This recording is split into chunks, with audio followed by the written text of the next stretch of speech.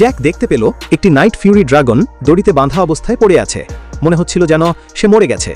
Jack সাবধানতার সাথে হাতে একটা ছুরি নিয়ে সেই ড্রাগনের কাছে গিয়ে দেখে ড্রাগনটা একদম নড়ছে না। ড্রাগনটা মারা গেছে ভেবে জ্যাক খুব খুশি হয়ে চিল্লাতে থাকে।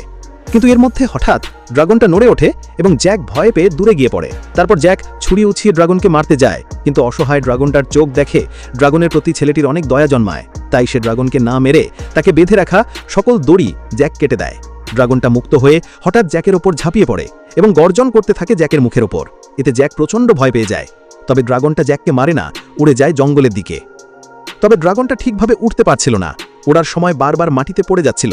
এরকম করতে করতে ড্রাগনটা একসময় একটা নদীর ধারে এসে পৌঁছায় এবং সেখানে কিছু মাছ দেখতে পেয়ে মাছ ধরার জন্য পানিতে ঝাঁপ দেয়, কিন্তু মাছ ধরতে পারে না।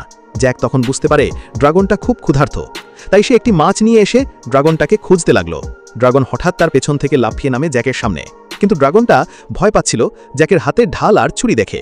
এটা জ্যাক বুঝতে পেরে ঢাল আর ছুরি দূরে সরিয়ে দেয় এবং তখন ড্রাগন একটু ভরসা পায় এবং ধীরে ধীরে কাছে এসে মাছটা খেয়ে নেয়।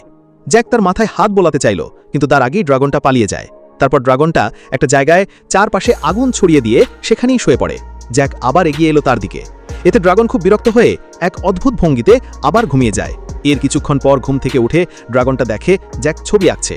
ড্রাগনটা কৌতূহলী হয়ে কাছে আসে আর জমিতে তার আঁকা ছবিতে দেখে অবাক হয়ে যায়।